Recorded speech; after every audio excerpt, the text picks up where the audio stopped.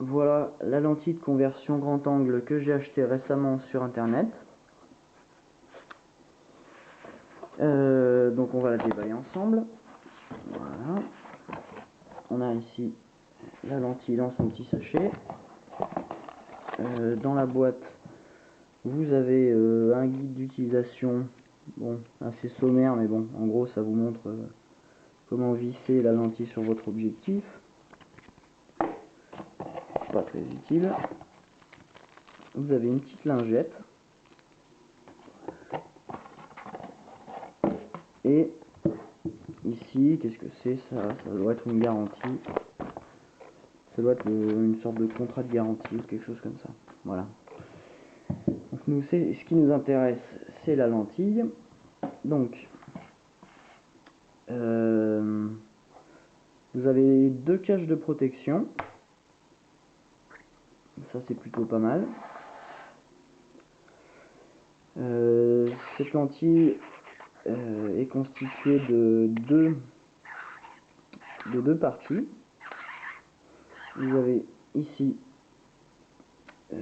la lentille macro qui va vous permettre de prendre des photos en macro un peu plus près que ce que vous feriez sans lentille. Voilà. Et quand on la couple avec la deuxième partie, vous obtenez votre grand angle. Donc ce grand angle, c'est marqué ici, un rapport de conversion de 0,45 et à ma grande surprise est fabriqué au Japon, parce que à ce prix là je m'attendais à ce que ce soit fabriqué en Chine. Bon, surprise, c'est pas fabriqué en Chine. Voilà. Donc alors quand vous allez acheter ce genre de lentille sur internet, une chose à laquelle il faut que vous fassiez attention, c'est le diamètre de la partie mâle de la lentille.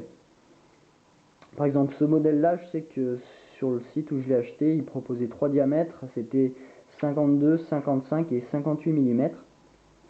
Donc essayez quand même de prendre quelque chose qui soit égal au diamètre de votre objectif, et si c'est pas le cas, légèrement supérieur, parce que si vous prenez légèrement inférieur, vous avez plus de chances d'obtenir du vignettage, c'est-à-dire des petits coins noirs, voire carrément une bordure noire.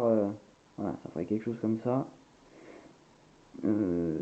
sur les coins de votre photo ou de votre vidéo. Voilà, par exemple, moi ici j'ai une lentille avec un diamètre 52 mm. Donc je me suis procuré une bague de conversion de 46 à 52 mm. Voilà. On va la mettre en place. Et je vais vous montrer un peu ce que donne cette lentille sur mon appareil. Alors, on va y arriver.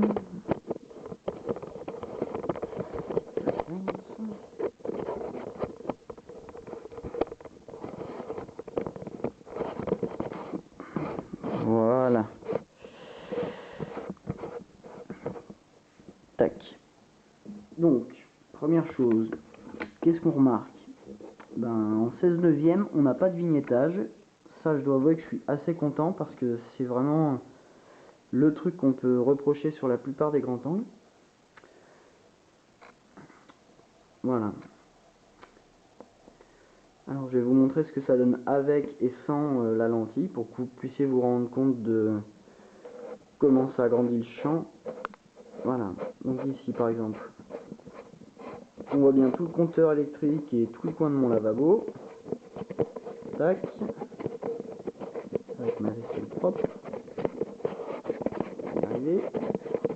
Voilà. Et quand je retire la lentille, donc le lavabo est coupé, le compteur aussi. On peut voir que ça fait quand même une bonne différence. Sans pour autant avoir complètement un effet fisheye qui est pas forcément appréciable. Après, c'est une question de goût.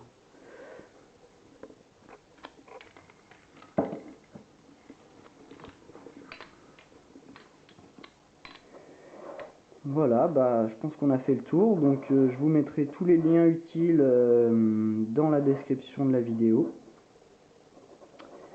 Autre chose importante, donc ça c'est une lentille qui m'a coûté 60 € avec environ 7 € de frais de port. Vous pouvez trouver d'autres modèles pour une cinquantaine d'euros.